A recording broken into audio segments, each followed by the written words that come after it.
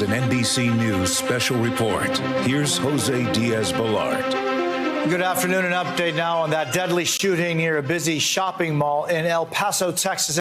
9 people have been killed in a second mass shooting in less than 24 hours. The earthquake rocked this impoverished Caribbean nation late this afternoon. Sexually abused young boys, one as young as 8 years old. A grand jury declined to indict Pantaleo on criminal charges. 8 coordinated bombings across the country. Shows how the children are coping after weeks of separation from their families. People of southern Louisiana and Mississippi may end up being the most tragic loss of all. George Bush doesn't care about black people. So, what is trauma? Like, explain that to me. Yeah, so trauma is this kind of buzzword that's been used recently, but it really describes an event that's out of the ordinary, that impacts your brain, your body, your emotions. It can be something physical or something emotional. It could be a car accident, it could be a fire, it can be abuse or neglect. A lot of children actually witness what we call vicarious trauma, meaning that they see their parents experiencing trauma, and as a result of that, they're traumatized. But they also experience some direct traumas for themselves. In effect, in these neighborhoods, children's brains are measurably growing up faster because of what they're exposed to. But that affects their ability to learn. It makes it difficult for them to build relationships, makes them more susceptible to depression and to drug use. And it impacts everybody differently. It turns your whole world kind of upside down. It disrupts your normal flow of your life and your routine. It can halt a child's development. Like if you're 2 years old and you have a traumatic experience and it's kind of swept under the rug and not resolved and you don't get treatment or help for it, you might develop physically from that point, but something about your emotional development is going to be halted at that age. So you might be a little behind your peers in that area because of a traumatic experience that you've had that wasn't resolved. Well, one of the most extensive studies on post-traumatic stress disorder in the community, and it found the staggering statistic that of those who lived in low-income areas in this city, 46% suffered from PTSD. That is a rate much higher even than soldiers who've seen war. When you're in a constant state of traumatic events happening around you, you're what we would describe as hypervigilant. Like you're always kind of looking over your shoulder, you can't really relax. For children, school-age children, they can't really focus on learning, on playing, on being children because their focus is on protecting themselves or getting away from whatever violence or traumatic experiences are going on around them, and unfortunately sometimes directly to them. So you don't have a chance to be a child. You can't really focus on your learning, and some children get left back in school. Some children are labeled as having learning disabilities or behavioral problems. And if you really look under their behavior or under what's labeled as a disability, that's not really what's going on. They're just reacting to a trauma. And if the trauma is treated, there is a very good chance that the child might not have an actual learning disability or behavioral problems. Instead of acting disappointed because I'm not like you, maybe you can just accept who I am and love me anyway because I'm your son. Theo, that's the dumbest thing I've ever heard in my life. There's no wonder you get D's and everything. Now, it's really important to understand how learning brain and survival brain interact, because survival brain always trumps learning brain. And it makes sense because survival brain is just trying to save your life. And so if it thinks that there's something dangerous happening, you better pay attention to it, right? But the tricky thing is that as survival brain stays on longer and longer, it's harder to get out of that. And it's harder to really go into learning brain. And the way I think about it is kind of like the myth of Sisyphus. You know, that guy who has to push a rock up a hill, and then every day it falls back down and he has to do it over and over again. Well, being in learning brain is like being up on the high parts of that mountain. You can see the expanse of what's going on, but it also takes a lot of work to be up there. And at any second, if you're not paying attention and putting effort into it, it's so easy to slip back into survival brain again.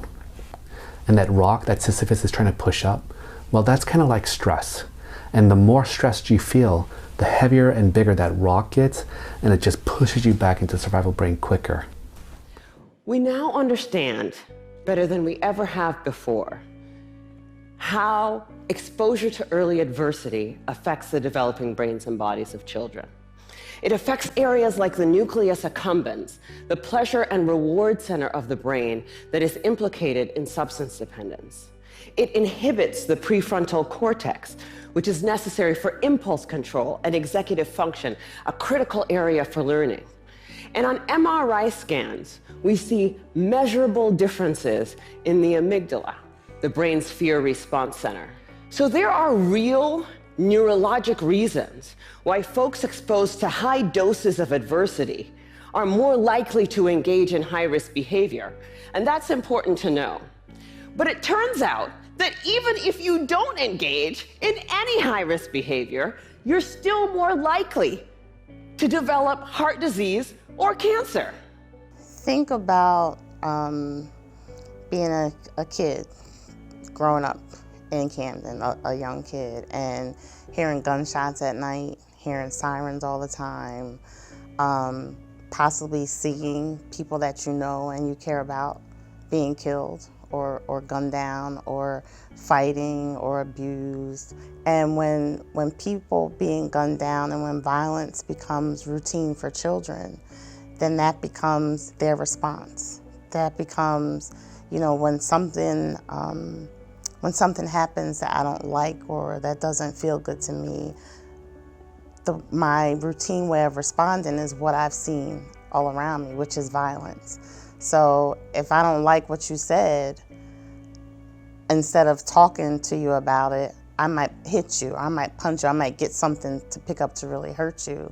So when we become desensitized to violence and trauma, then our reaction is never going to be appropriate because we no longer have what we would call healthy coping mechanisms. Why are you so angry? First of all, ain't nothing wrong with me. Secondly, I'm not angry. Okay? I'm not angry. You seem angry right now. No, I'm not angry. This is how I am. I don't have no hostility at all. Okay. Look. Are you getting angry, doctor? I think that we need not only just teachers, but staff members, administrators, higher-ups, whoever may be, loving on these kids, building the rapport with them, showing them kindness, because ultimately, if you're traumatized or if you had a traumatic experience, you're not going to respond well to someone re-traumatizing you. Someone that's sitting in my chair and is traumatized in that moment, if I'm yelling at them and saying that they need to get their stuff together and I can't believe this, I can't believe that, that's traumatizing them. So rather than get suspended or sent to the principal's office for a referral, they're sent to us where we can help them self-regulate themselves. I knew suspension was not a good thing.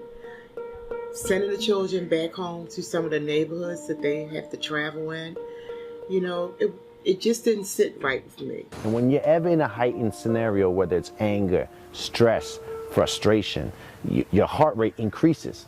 And so if you're able to use your breath to slow everything down, you're not as impulsive, you're not as reactionary, and you're able to respond to whatever scenario happens to present itself. So a kid with trauma or who's stuck in survival brain, it's kind of like that baby elephant who doesn't have protective adults around them. They can't play and learn because they're way too focused looking out for threat and danger. So this is why I really believe that the most important thing that schools need to focus on, way more important than any kind of techniques or curricula, is really whether or not they are creating that environment where students feel like they're surrounded by these big mama elephants who are going to protect them and watch out for them and make them safe. And when students have that, I bet you it unlocks their curiosity, their eagerness to learn, and play as a way to learn. So with school-based youth services, when we see, when there is a trauma in the community, we go into activating a trauma response team. So as the therapists, site managers with school-based youth services, we work with the district, child study team, family operation coordinators, administration on being available to the students at that school, at schools that may also be experiencing a reaction. So here in school-based youth services, engaging the family is really important to us.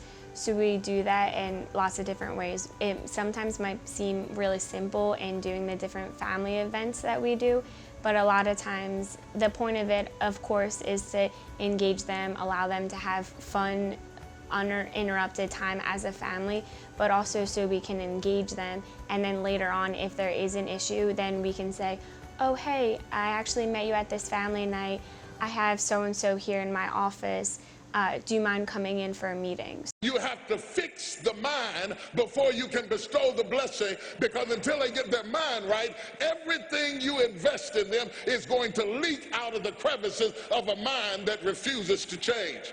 Look at your neighbor and ask him, do you have a mind to change? Wait for an answer. If they say no, drag them to the altar. Tell them they got till midnight to get that fix. They've got till midnight to dump out all jealousy, all pettiness, all unforgiveness, all strife, all malice, all confusion, all blaming other people for your mistake. You got till midnight to get rid of every poison that's hindering you, every inflexibility that's stopping you from what God is about to pour into your life. Woe be unto you if you go into another year and waste another year with the old mentality while somebody's in the hospital begging God for the opportunity that you have right now. You better step into this moment. See, that's getting on somebody's nerves right now, because that old mind can't rejoice. No, not me. I can't rejoice. I'm still angry. I'm not going to rejoice till they apologize. I'm not going to rejoice until he leaves that other woman. I'm not going to rejoice until my children appreciate me. You are wasting time. You have to let the past go and step over into the future and say,